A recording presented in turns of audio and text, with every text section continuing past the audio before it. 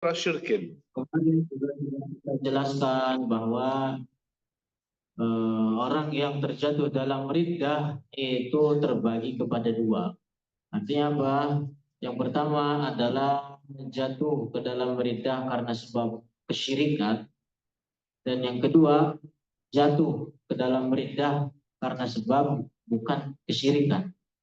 وقلنا أنه أيضا يوجد ثلاثة أقسام للردة: قولية وفعلية واعتقادية. Kemudian kemarin juga sudah dijelaskan bahwa riddah itu terbagi kepada tiga macam.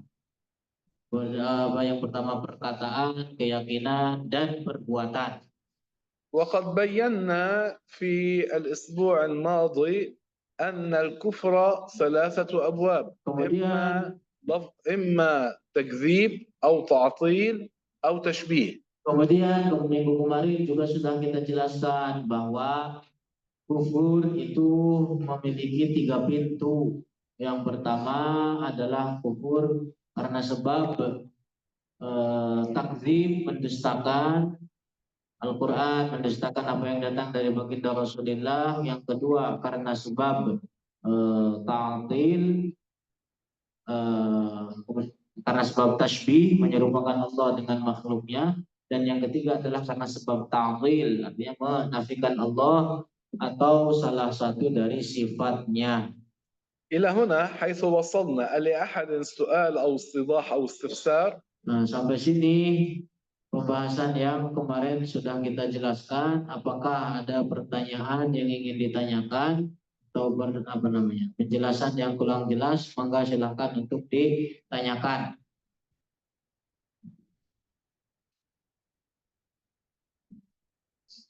Ada yang ingin bertanya?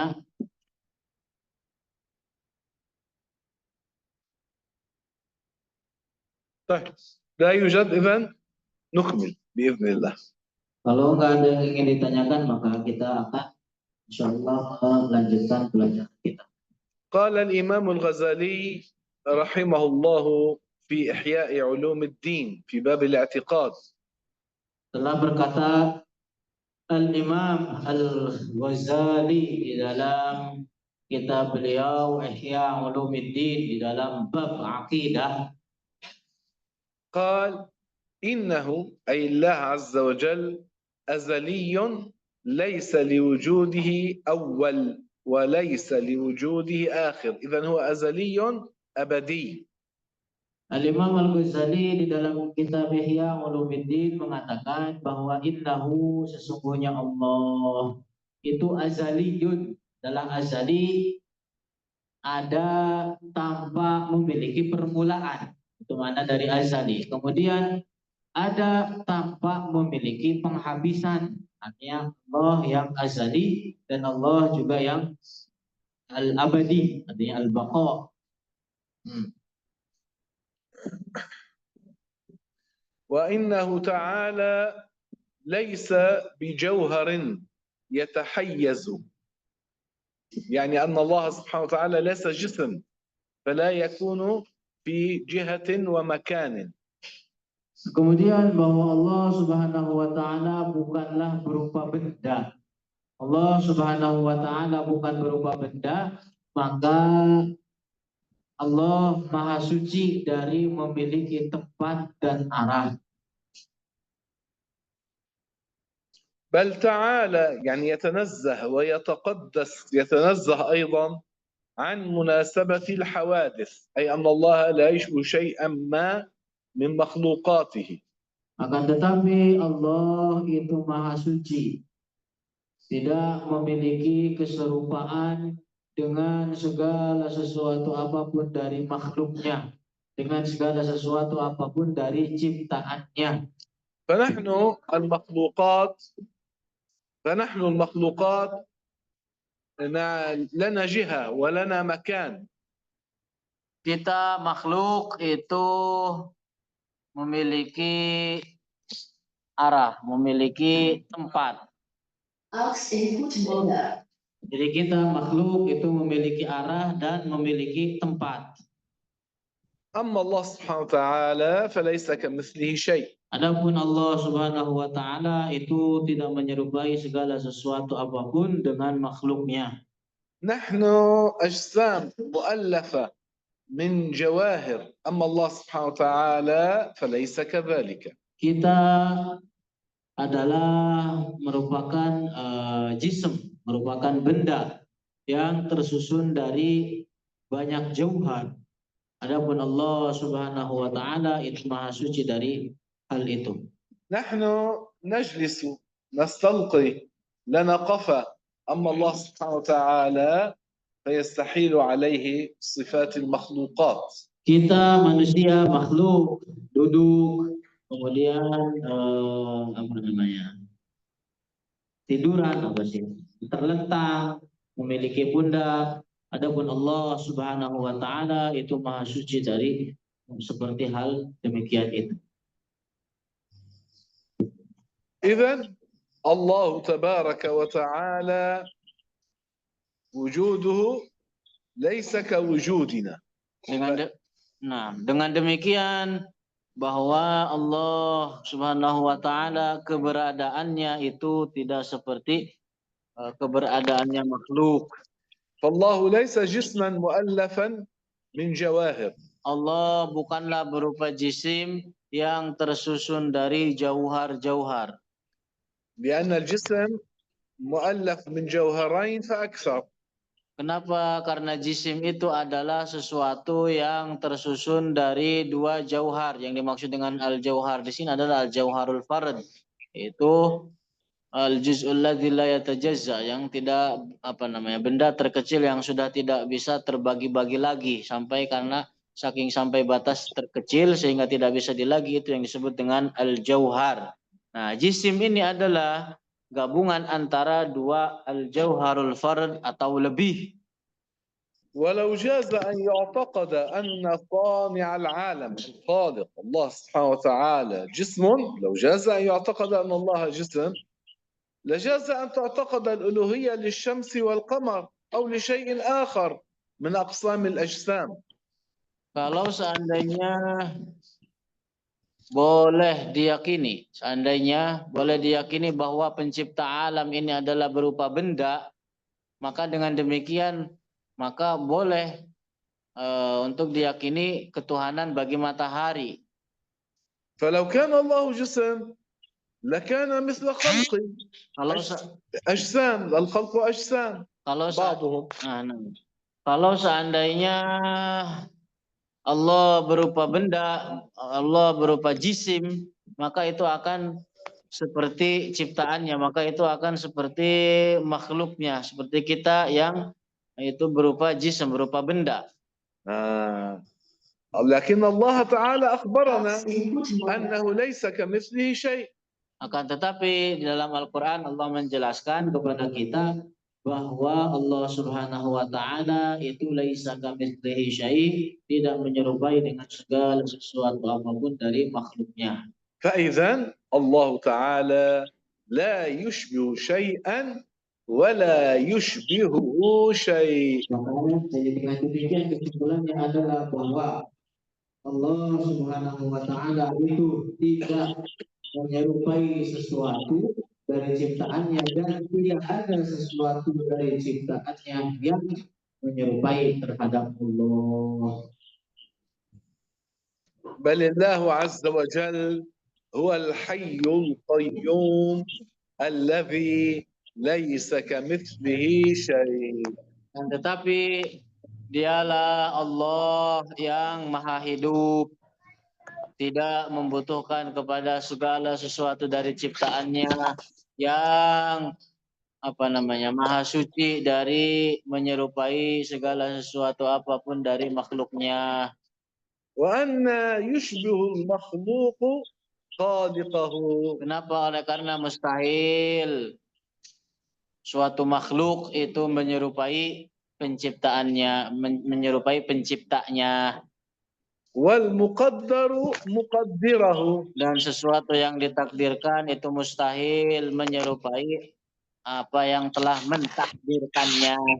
نحن المخلوقات، كل المخلوقات كل منها له قدر معين، يعني له كمية معينة، حجم معين، شكل معين. Jadi artinya sesuatu yang ditentukan, sesuatu yang dijadikan dalam suatu bentuk, dalam suatu ukuran, itu mustahil menyerupai apa yang diciptakannya dalam bentuk dan ukuran tersebut. Kita makhluk itu memiliki bentuk, memiliki ukuran dalam bentuk tertentu. الله تعالى هو الذي خلق جميع المخلوقات وقدرها. Nah, Allah yang menciptakan seluruh makhluk, Allah yang menjadikan bentuk dan ukuran dari makhluk itu. هذا المخلوق شكله مربع، هذا المخلوق شكله دائري، هذا مستطيل، وهكذا. Ada sebagian makhluk yang bentuk dan ukurannya berbentuk seperti berbentuk kotak, ada yang berbentuk bulat, ada yang berbentuk lonjong dan lain-lain. بعض المخلوقات حارة. Sebagian makhluk ada yang Allah ciptakan dalam keadaan panas. وبعضها باردة. Ada sebagian lagi yang dingin. أما الله فلا يشبه شيئا ما من مخلوقاته. Adapun Allah Subhanahu wa taala maka tidak menyerupai sesuatu apapun dari seluruh ciptaannya. فالخالق لا يشبه مخلوقه. Maka dengan demikian kesimpulannya bahwa Allah yang Maha Pencipta itu tidak menyerupai segala ciptaannya. والمقدر المخلوق لا يشبه مقدره أي الله عز وجل. Nah, kemudian sesuatu yang ditentukan, sesuatu yang dijadikan dalam bentuk dan ukuran tertentu itu mustahil menyerupai Allah yang menjadikannya dalam bentuk dan ukuran tersebut. ونحن على صور متعددة. Kita juga dalam bentuk dan ukuran yang berbeda-beda. Kita makhluk. بعضهم أبيض. Ada yang warnanya kulitnya putih. بعضهم أسود. Ada yang warna kulitnya hitam manis begitu. بعضهم white chocolate. Ada yang sebagian warnanya coklat. وبعضهم غير ذلك. Ada yang sebagiannya berarti warnanya nggak coklat, nggak putih, nggak hitam, apa itu? هذا طويل. Ada yang tinggi. هذا قصير. Ada sebagian makhluk yang boncel gitu. هذا سمين. Bogel. Ada yang endut. هذا نحيف. Ada yang kutilang gitu. الله لا tinggi langsing. الله لا يوصف بكل هذه الصفات. Jadi adapun Allah itu maha suci dari sifat-sifat seperti demikian tadi. الله وصف نفسه في القرآن الكريم بقوله ولم يكن له كفوا أحد. ليس له كفو، ند، مثيل، شبيه، ليس كمثله شيء. Adapun Allah itu sebagaimana Allah mensifati zatnya di dalam Al-Quran, walam yakul lahu kufuwan ahad, artinya bahwa Allah tidak memiliki keserupaan, dengan sesuatu apapun dari makhluknya, sebagaimana dari Al-Quran dalam Al-Quran juga disebutkan ayat lain, laisa kamitslihi syai'. وهذا الكلام الذي نحن نتكلم به يسمى التوحيد. Nah, kemudian pembahasan yang telah tadi kita sebutkan, penjelasan yang tadi sudah kita tuturkan, itu ilmu ini disebut dengan ilmu tauhid. لما هو علم التوحيد؟ Kenapa ilmu ini dinamakan dengan ilmu tauhid? يعني هو توحيد الله. Karena hal ini adalah yang menjelaskan tentang tauhidullah. أي أن الله لا يشبه شيئا. Artinya apa? Bahwa Allah tidak menyerupai segala sesuatu apapun dari ciptaannya, dari makhluknya. نوحده في ذاته، في صفاته، في فعله. Kita mentauhidkan Allah di dalam zatnya, di dalam sifatnya, di dalam fi'ilnya. ذات الله لا يشبه ذوات المخلوقات. Zat Allah tidak menyerupai seluruh zat makhluknya. فعل الله لا يشبه فعل المخلوقات. Kemudian perbuatan Allah tidak menyerupai segala sesuatu dari perbuatan makhluknya. نحن أفعالنا بالمباشرة. Kita perbuatan kita itu adalah terjadi karena kita kerjakan. بالآلات. Kita terkadang perbuatan kita itu membutuhkan أما kepada فعل alat. أما فعل الله فبالخلق.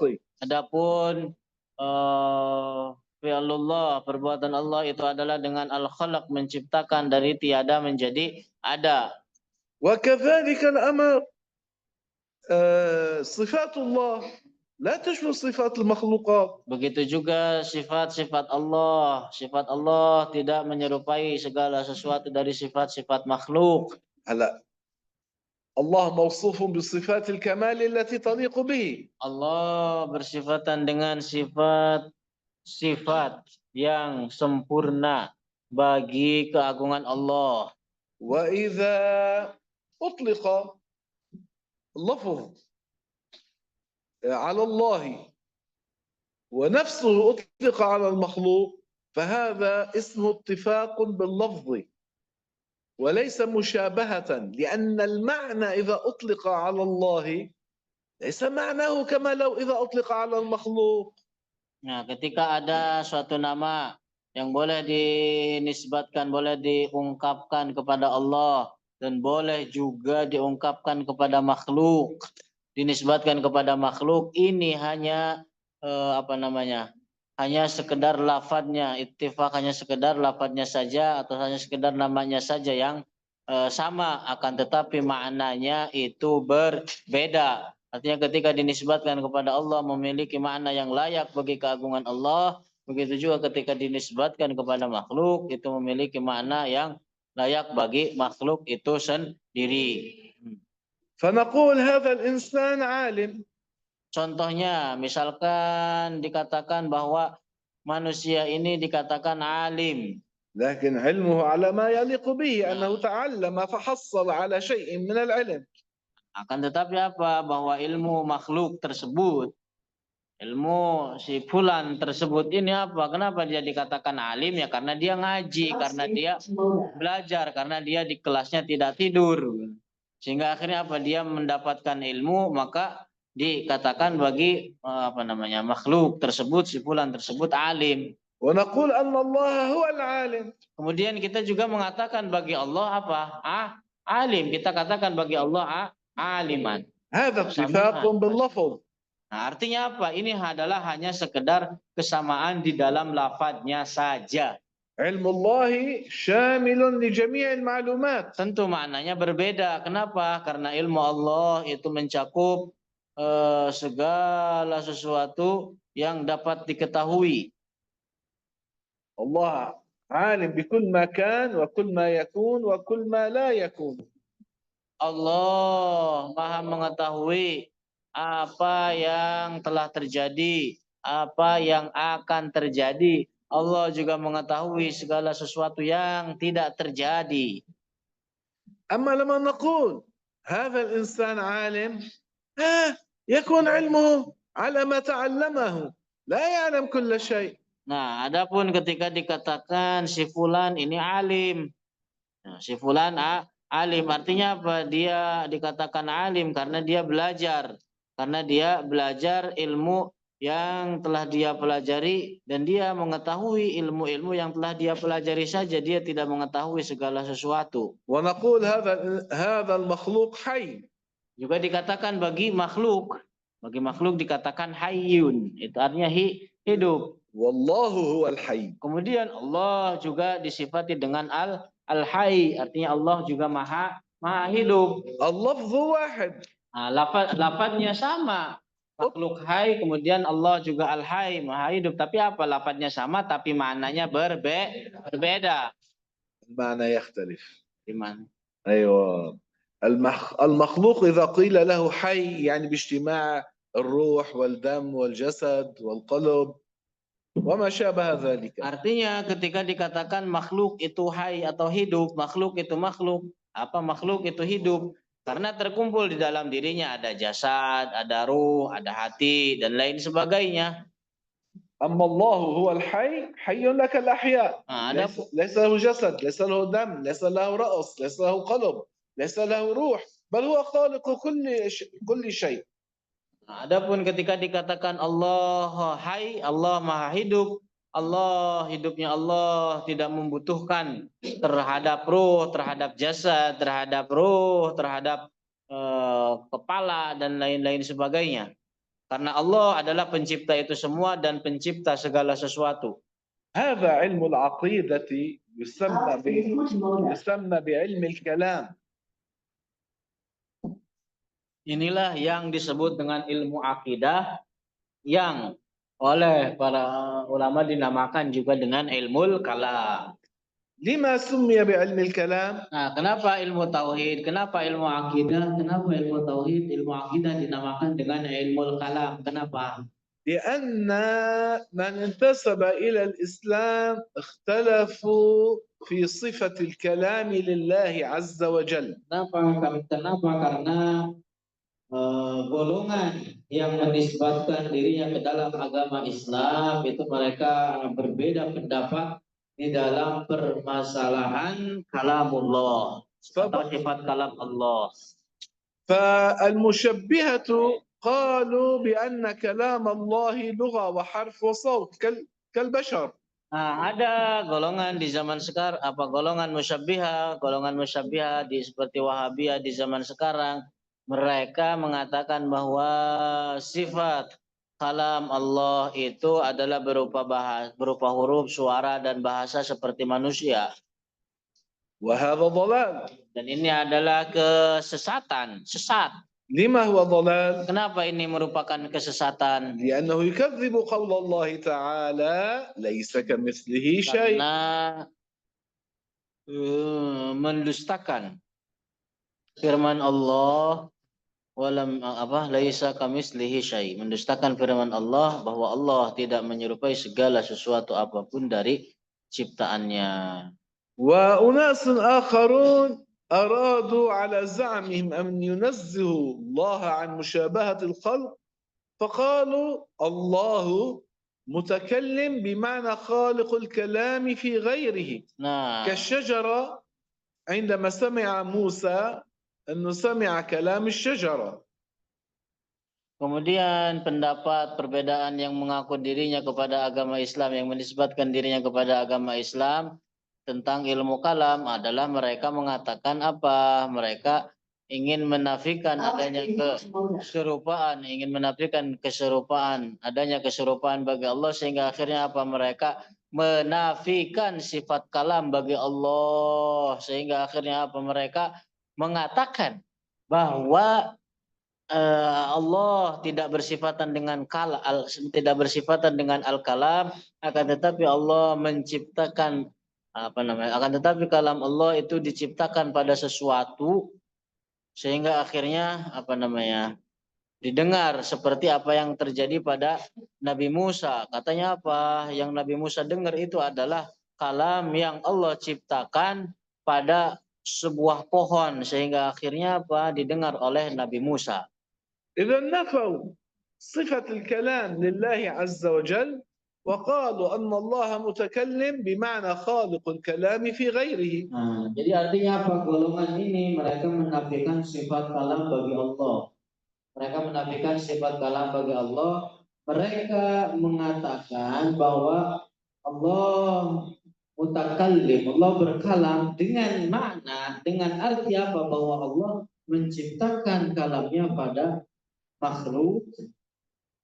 وهذا أيضا ضلال. Dan ini adalah juga sama kesesatan. Allah Ta'ala قال وكلم الله موسى تكليما. Artinya apa? Di dalam Al-Quran sudah dijelaskan firman Allah وكلم الله موسى تكليما. Kallama fi'lun. كلم يكلم تكليما. Kallama yukallimu takliman. Kallama di situ bentuknya fi'al, kemudian ditakid dengan mas. Apa faedahnya?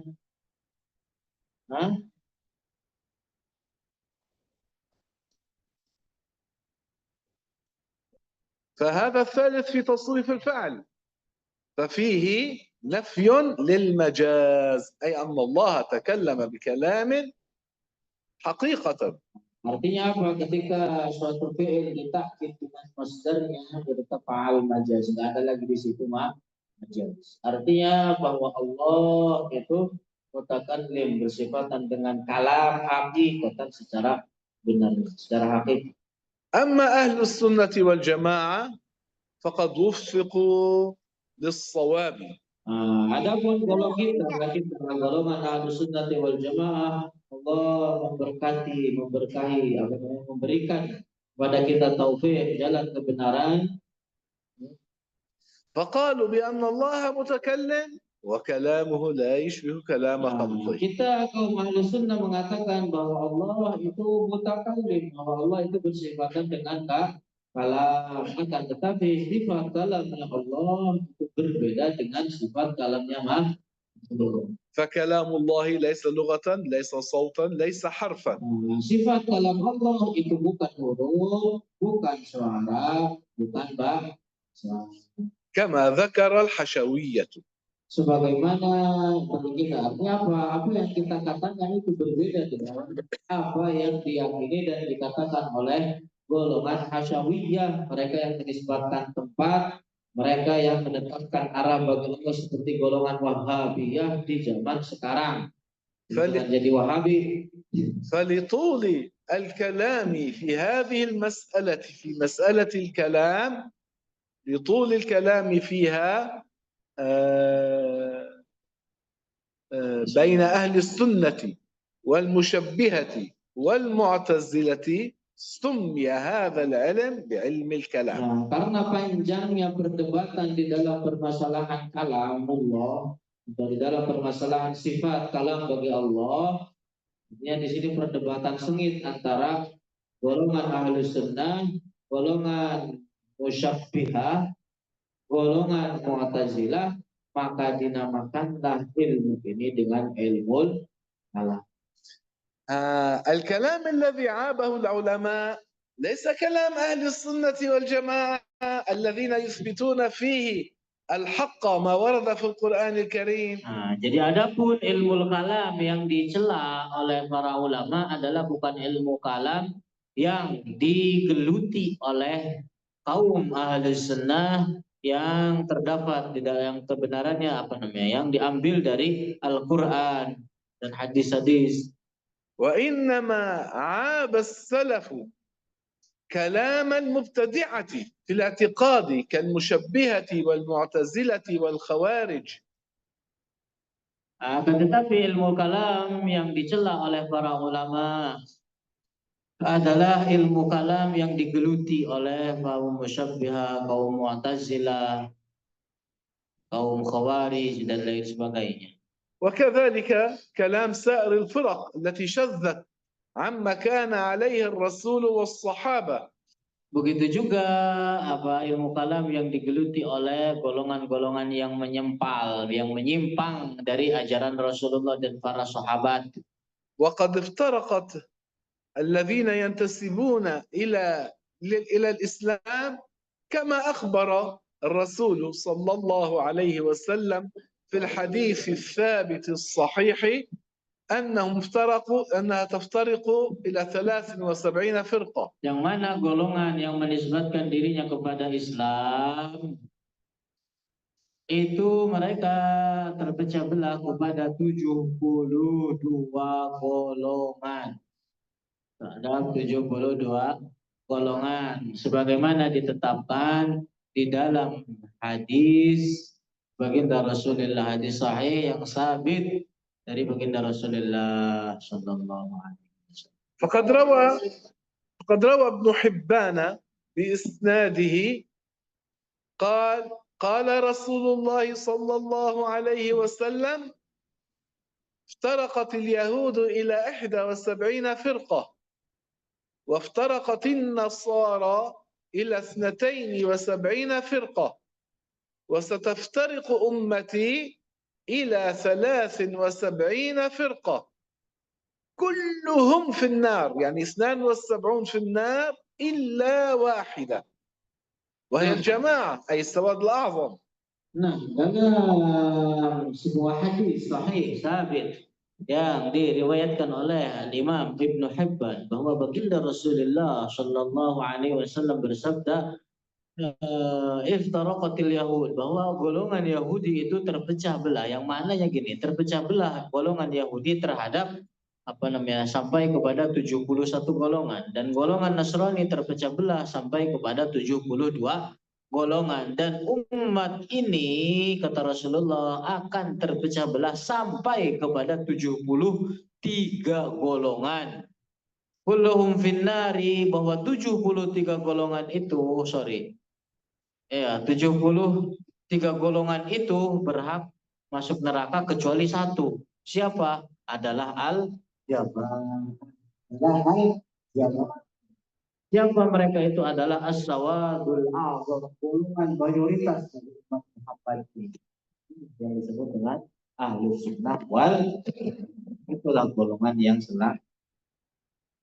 أما الكلام الذي يشتغلون به أهل السنة والجماعة أي الأشاعرة والماتريدية فقد عمل به من قبل الأشعري والماتريدي الأئمة الكبار كالإمام أبي حنيفة، فإن له 5 رسائل في علم العقيدة في علم التوحيد، والإمام الشافعي كان يتقنهم حتى إنه قال أتقنا ذاك قبل هذا، يعني أنه أتقن علم العقيدة علم الكلام قبل علم الفروع الفقه. Jadi ilmu kalam yang digeluti oleh golongan yang selamat, kaum ahlus sunnati wal jamaah, dari kalangan Asy'ariyah dan Maturidiyah, itu adalah ilmu kalam yang telah digeluti oleh ulama-ulama sebelum Al-Imam Al-Asy'ari dan sebelum Al-Imam Al-Maturidi. Contohnya apa? Seperti Imam Abu Hanifah. Imam Abu Hanifah lahir sebelum Asy'ari. Datang sebelum Al-Asy'ari, bahwa Imam Abu Hanifah itu memiliki 5 risalah di dalam ilmu tauhid, di dalam ilmu kalam. Kemudian Imam Asy-Syafi'i, beliau itu mengatakan bahwa beliau terlebih dahulu mendalami ilmu kalam, bahwa bahkan beliau mengatakan akan nadzaka qabla hadza, beliau lebih mendahului lebih paham terhadap ilmu kalam terlebih dahulu, artinya beliau mendalami ilmu kalam terlebih dahulu dibandingkan sebelum mengarang di dalam kitab-kitab fikih. Artinya beliau mengatakan atqan nadzaka, kita telah memungkinkan ilmu tauhid sebelum ilmu fikih.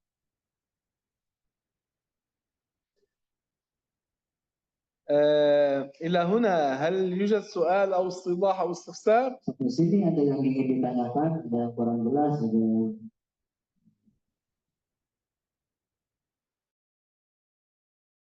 ada baik Ustaz, itu ada yang bertanya di kolom komentar.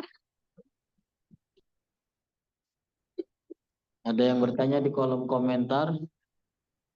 Izin bertanya tentang kubur 3 pintu. Iya, kubur itu tapi kan sudah dijelaskan, ada beberapa ulama membaginya dalam beberapa pembagian. Ada yang membaginya kufur syirik dan kufur bukan syirik. Kemudian ada yang membaginya kufur kepada 3 macam, kufur keyakinan, kufur perbuatan, kufur perbuatan, keyakinan, dan perkataan. Kemudian para ulama ada yang membagi lagi kepada 3 pintu. Artinya apa? Salah satunya itu disebabkan karena 3 hal ini. Yang pertama adalah takdzib, artinya karena sebab mendustakan terhadap apa? Al-Quran, terhadap hadis-hadis atau sesuatu yang datang dari baginda Rasulullah secara sabit. Itu yang pertama. Yang kedua adalah karena sebab takdzib, artinya karena sebab tasbih. Yang kedua karena sebab tasbih, artinya apa? Dia terjatuh ke dalam kekufuran karena sebab pintunya apa?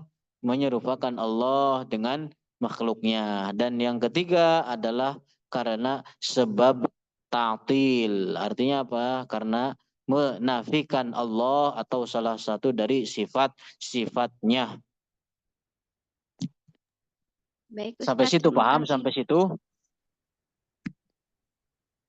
Bagaimana Mbak Lani yang bertanya?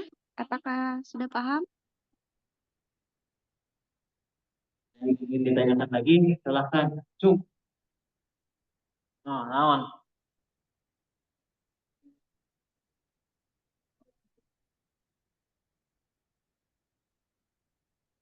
Ada Bahasa lagi Arab. yang ingin bertanya? Ada Ustadz di kolom komentar Ustadz. Ini kayak gitu aja nanya.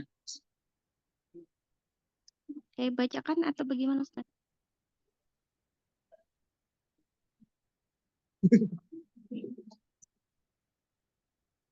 طيب أنا أعتذر منكم لأنني أشكل علي، ظننت أنني في مجلس آخر غير المجلس الذي أعطيه لكم، فأعطيتكم معلومات المجلس الثاني.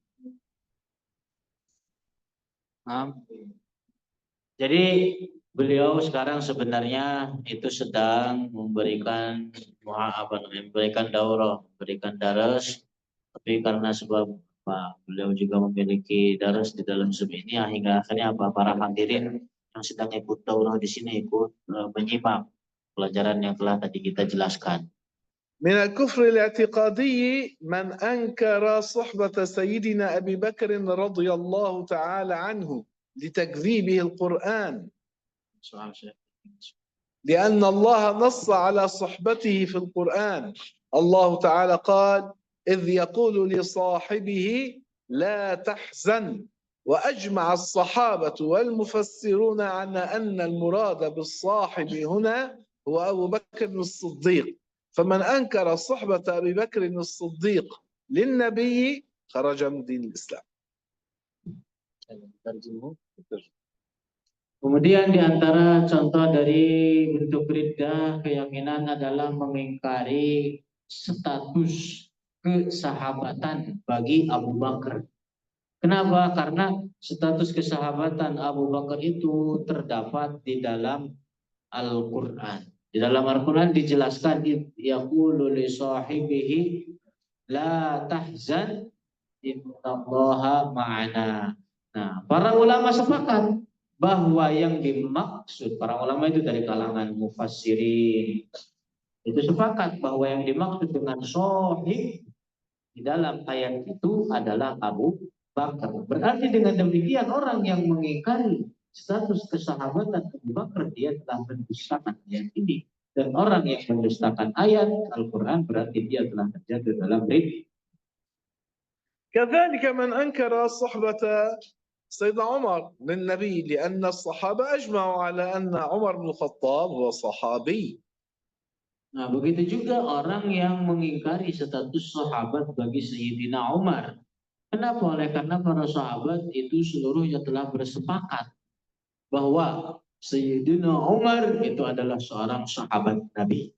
كذلك من الكفر الاعتقادي من أنكر رسالة واحد من الرسل المجمع على رسالته.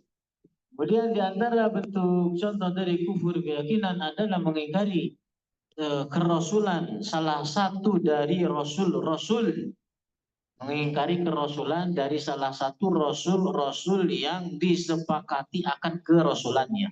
يوجد إجماع عند المسلمين أن آدم، أن سيدنا موسى، سيدنا آدم، سيدنا عيسى، سيدنا إبراهيم، سيدنا محمد، هؤلاء هم أنبياء الله. فالذي يقول هؤلاء ليسوا بأنبياء لا يكون مسلما عند الله. Jadi telah menjadi ijma', menjadi kesepakatan di dalam umat Islam bahwa para nabi seperti Adam, seperti Musa, seperti Isa, seperti Ibrahim, seperti Nabi Muhammad itu adalah para rasul. Maka dengan demikian barang siapa yang mengingkari kerasulan salah satunya, maka dia telah terjatuh ke dalam riddah. والقرآن Terjatuh dalam kufur. والقرآن مجمع عليه. Kemudian Al-Quran juga telah disepakati, telah dilakukan ijma'. فمن جحد، من أنكر، من كذب، من رد حرفا مجمعا عليه، يعني على أنه ثابت أنه من القرآن الكريم، فأنكره مع علمه بأن هذا الحرف من القرآن الكريم هذه ردة. Nah, maka dengan demikian orang yang mengingkari satu huruf dari Al-Quran yang telah disepakati bahwa itu adalah merupakan bagian dari Al-Quran. Jadi orang yang mengingkari meskipun itu satu huruf yang sudah disepakati, yang sudah dinukil ijma' bahwa huruf tersebut adalah merupakan bagian Al-Quran, maka orang yang mengingkarinya berarti dia telah terjatuh dalam riddah. هذا الكلام الذي نذكره لكم حاصل. Kenapa? Oleh karena apa yang beliau sebutkan ini terjadi, pernah kejadian. أحد الأشخاص في هذا العصر على زعمه قال في قول الله تعالى قل هو الله أحد، قال هذه قل ليست من القرآن، هذا خطاب من الله لنبيه، الآية هي الله أحد الله الصمد، فنفى أن قل هي من القرآن. هذا خروج من دين الإسلام. Jadi kenapa ada sebagian orang brengsek di zaman sekarang, mereka yang menghapus huruf-huruf dari Al-Quran. Mereka mengatakan Qul huwallahu ahad. Qul itu khitabnya bagi Rasulullah. Rasulullah udah meninggal, jadi nggak usah pakai qul lagi. Katakan Allah huwallahu ahad, atau katakan selanjutnya Allahus somad. Jadi katakan saja qul itu, kata dia sudah bukan merupakan bagian dari Al-Quran lagi. Nah, kata apa? Kata saya di sini adalah ini merupakan dari kekufuran. Ini adalah merupakan dari riddah. وقد ألف كتابا في ذلك ونشره. Bahkan orang tersebut, si brengsek itu, dia telah, tapi orang yang nggak beres itu apa? Dia telah menulis buku dan disebarluaskan. وهو يدعي الإسلام. Tapi yang lebih parah, dia mengaku sebagai Islam. كيف يكون مسلما وهو يكذب القرآن؟ Terus bagaimana dia dikatakan seorang Muslim, padahal dia orang yang mendustakan Quran, orang yang menghapus huruf-huruf dari Al-Quran, orang yang mendustakan terhadap, orang yang menolak terhadap Al-Quran. كذلك من زاد حرفا في القرآن مجمعا على نفيه، يعني المسلمون أجمعوا على أن هذا الحرف ليس من القرآن إنما هو زاده عنادا. Sekarang kebalikannya, dia secara ngeyel, secara ingkar, dia mengatakan bahwa menambahkan huruf yang bukan merupakan bagian dari Al-Quran. Kebalikannya kalau ini ya. فيكون خرج من دين الإسلام. Sama, ini juga hukumnya adalah menambahkan huruf yang bukan bagian dari Al-Quran secara inad, secara ingkar. Dia tahu bahwa itu adalah bukan bagian dari Al-Quran, tapi apa? Dia tambahkan secara inad, maka itu adalah bentuk dari kekufuran. هنا ننبه على أمر. Nah, di sini beliau pengen mewarning kepada kita. أن بعض الناس يزيدون في القرآن حروفا ومدودا. Nah, ada sebagian orang yang itu apa namanya, dalam membaca Al-Quran itu nambah huruf, nambah mad. بعضهم يزيدها جهلا. Nah, ada sebagian orang karena kebodohannya dia menambah mad. هذا لا يكفر. Adapun orang yang semacam ini karena kebodohannya dia menambahkan mad, memanjangkan huruf dengan artinya sehingga terjatuh ke dalam memanjangkan mad, maka yang seperti ini tidak terjatuh dalam kufur. هذا يعلم الصواب. Orang yang seperti ini, orang yang bodoh seperti ini itu diajarkan. كذلك من كذب رسولا أو نقصه، يعني نسب إلى الرسول ما لا يليق خرج من دين الإسلام.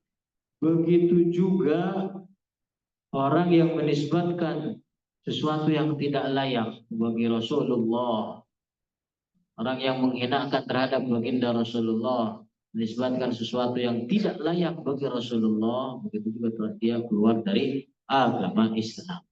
وكذلك من صغر اسم نبي من الأنبياء بقصد تحقيره يعني إهانته خرج من دين الإسلام. Begitu juga orang terjatuh dalam kekufuran, keluar dari agama Islam, orang yang menghinakan nama Nabi. فمن قال عن موسى عن سيدنا موسى مويسى، bukan menghinakan, dia dia mentasgir nama nabi, nama seorang nabi dengan tujuan apa? Menghinakan, ya. Mentasgir nama nabi dengan tujuan menghinakan, maka dia terjatuh dalam kekufuran. Contohnya seperti nama Musa, ketika ditasgir adalah menjadi Muisa. أو من صغر اسم محمد فقال محيمد. Nah, contoh lagi seperti orang mentasgir tasgir sifat kayak gitu. Nah, contoh seperti orang mentasgir nama Muhammad jadi Muhammad. Ya, tapi tujuannya di sini adalah untuk menghinakan nabi yang ditasgir namanya tadi, maka dia jatuh dalam إن كان ذلك بقصد تحقيره إهانته هذه ردة. Nah, kalau tujuannya tadi untuk menghinakan, untuk untuk melecehkannya nama nabi yang ditasgir tersebut, maka itu adalah merupakan kekufuran. أما إذا قصد التحبب. Adapun ketika dia bermaksud tujuannya itu adalah untuk mencintai. فقال عن محمد هذا حمودي هذا حمادة حبيبي، يعني التحبب لا يكفر إنما حرام لا يجوز. نقول اذكر اسم النبي كما ورد. Jadi contohnya misalkan dia mentasbir nama Nabi karena sebab dia cinta, karena tujuan dia kecintaan dia kepada Nabi. Ketika misalkan ada Hamudi, Hamudi, Hamudi, Hamudi, Hamada, Hamada, Hamamido, Hamidu, Hamamido, Hamamidu. ما شابه. Ada semisal yang seperti ini. Kalau seandainya dia karena tujuan mentasbir seperti ini karena apa? Kecintaan dia, maka itu hukumnya jatuh terhadap haram, jatuh kepada keharaman. Katakan kepada dia, kalau mau menyebut nama Rasulullah, sebutkan dengan nama Rasulullah yang sebenarnya, Muhammad. كذلك من جوز نبوة أحد بعد نبينا محمد صلى الله عليه وسلم، يعني اعتقد أنه يجوز أن ينزل الوحي بالنبوة على شخص لم ينبأ قبل محمد صلى الله عليه وسلم، خرج من دين الإسلام. Jadi artinya apa? Ya. Kemudian di antara bentuk kekufuran yang selanjutnya adalah di antara kufur keyakinan itu memperbolehkan adanya seorang nabi setelah baginda Nabi Muhammad. مثل قاديانية، جماعة الغلام أحمد قادياني. Artinya apa? Dia memperbolehkan turunnya wahyu ke nabi yang setelah baginda Rasulullah. Contohnya seperti golongan Qadianiyah, pengikutnya Mirza Ghulam فيما مضى لم يكن بأندونيسيا أحد منهم. Jadi dulu itu di Indonesia nggak ada golongan macam mereka, itu nggak ada golongan macam yang mengaku-ngaku sebagai nabi, itu nggak ada. Golongan Qadianiyah. أما الآن فقد قيل لي بأنه صار يوجد لهم جماعة في أندونيسيا. Adapun sekarang itu banyak golongan di Indonesia yang mengaku-ngaku sebagai bahkan mengaku manusia Jibril. أعوذ بالله من الشر الشيطان. فالحذر مما يخرج من دين الإسلام. Jadi hati-hati, gitu kan? Dari terjatuh ke dalam sesuatu yang menjerumuskan atau yang membatalkan terhadap keislaman. فهذا ضلال مبين. Karena ini adalah kesesatan yang nyata. طيب إلى هنا لأحد سؤال أو استيضاح أو استفسار؟ Di sini ada yang ingin ditanyakan, ada yang kurang jelas. Di kolom komentar itu Ustaz ada yang bertanya, apa saya bacakan? Ada kolom komentar. Ya, silakan dibacakan Ustaz. Yang Banyak yang ini? bertanya. Syekh, Ustaz, izin bertanya, apakah boleh anak dipanggil dengan nama Rahman? Yunadi waladahu ismu birrahman. Kauni ismahu Rahman. لا يجوز.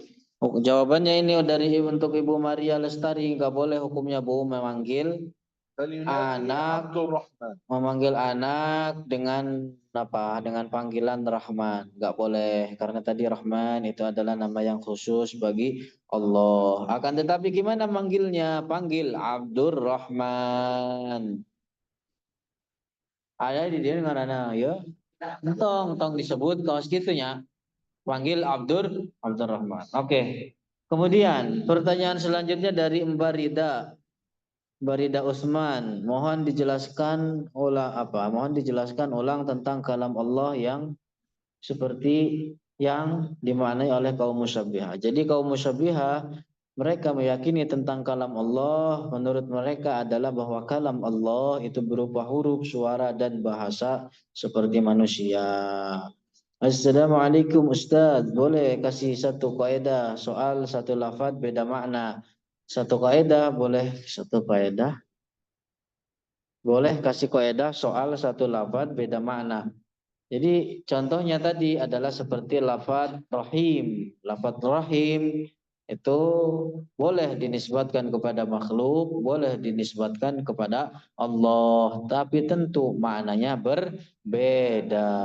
Artinya apa? Ketika dinisbatkan kepada Allah memiliki makna, kemudian ketika dinisbatkan kepada makhluk juga memiliki makna. Nah, itu hanya sekedar lafadznya saja yang sama tapi maknanya berbeda. Itu mungkin boleh dipahami. Contohnya dalam Al-Quran dijelaskan tentang Rasulullah bil mu'minina ra'ufun rahim. Makna rahim ketika dinisbatkan kepada Rasulullah artinya apa? Rasulullah penuh dengan kasih sayang, penuh dengan kecintaan. Tapi ketika lafaz rahim, nama ar-rahim dinisbatkan kepada Allah, maknanya bahwa Allah yang banyak rahmatnya khusus bagi orang-orang mukmin saja di akhirat. Itu mungkin bisa dipahami Bu ya. Itu bagi pertanyaan Bang Riyadi. Kemudian apa lagi nih? Ustaz, izin bertanya, apakah hanya yang mengikuti Imam Asy'ari dan Maturidi yang masuk surga? Karena semua golongan hal Asy'ari wal Maturidi faqat man yadkhulul jannah qala Syekh. قبل الأشعري والماتريدي الصحابة الأشعري والماتريدي أخذوا من المعتقد الذي ذكروه عن النبي وعن الصحابة وعن علماء التابعين يعني وأتباع التابعين. لا يعني من بعد زمان من بعد الأشعري والماتريدي شيخ.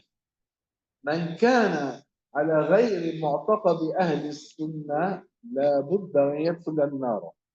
Jadi jawabannya adalah orang yang orang yang meyakini akidah di luar akidah Ahlus Sunnati wal Jamaah, maka dia akan masuk ke dalam neraka. Gitu. Jawaban dari untuk Bapak Taufik Hermawan. Dan katanya apakah jatuh dalam kuburan? Apakah jatuh ke dalam kuburan jika ada orang yang tidak mengakui Nabi Khidir, Nabi Syis? Karena hukum man yungkir nubuwwat Syis, nubuwwat Khidir. إذا كان لم يسمع بنبوته فأنكر يعلم الصواب. Nah, jadi ini jawaban untuk Bapak Taufik Hermawan terhadap orang yang mengingkari artinya tidak mengakui Nabi Sis, Nabi Khidir. Jawabannya apa? Ketika dia belum pernah mendengar ada di sana yang dinamakan dengan Nabi Sis, ada yang di sana Nabi Khidir, maka diajarkan kepada dia, artinya dia tidak dihukumi jatuh ke dalam riddah, tidak dihukumi jatuh ke dalam kufur, akan tetapi diajarkan.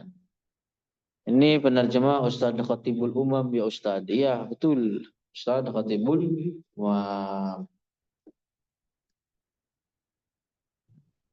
طيب اليوم إلى هنا والحمد لله رب العالمين وصلى الله وسلم على سيدنا محمد وعلى آله وصحبه الطيبين الطاهرين. لا إله إلا الله اللهم صل على سيدنا محمد وعلى آله وصحبه وسلم رب اغفر لي ولوالدي وللمؤمنين والمؤمنات. أعتذر منكم الآن لأنه يوجد عندنا دورة هنا، فلذلك الأمر اختصرناه اليوم درسنا إلى هنا.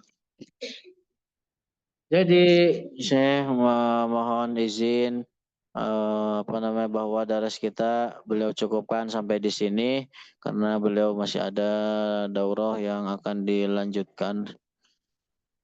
Insya Allah kita bertemu di di kesempatan berikutnya. Baik Ustadz, Khotib terima kasih banyak atas sudah membantu untuk menerjemah pada malam hari ini. Mungkin Ustadz kita agak telat tadi masuk yang ingin terjemah. Terima kasih banyak Ustadz. Nggih. Bagi jemaah yang telah terdaftar mohon bertahan. Ikuti kuis. Ya, kita ada kuis 2 malam hari ini Ustadz. Terima kasih banyak Barakallahu Syekh. fikum, Ustaz. Barakallahu fikum Ustaz. Syekh. آمين بارك الله فيكم أكرمكم الإله بوركتم. Amin. السلام عليكم ورحمة الله Waalaikumsalam وبركاته. warahmatullahi wabarakatuh ya Syekhi. Waalaikumsalam Waalaikumsalam warahmatullahi wabarakatuh, Syekhi. Syukran Syekhi. بارك الله فيكم. Amin ya rabbal alamin. Amin. Ya, Syekh. Baik, buat jamaah Kalam Azwajah yang sudah terdaftar, malam hari ini kita ada kuis. Mohon maaf atas kesalahan dan kekurangan kita pada malam hari ini, bahwa memohon juga doanya untuk ayahnya Ustadz Gundar yang pada malam hari ini tidak bisa hadir mengisi kajian malam hari ini. Semoga ayahnya beliau segera diberi kesembuhan. Silakan untuk kuis. Amin. Ustadz Abu Fatihah, silakan. Ya, siap. Bismillah. Pertanyaannya,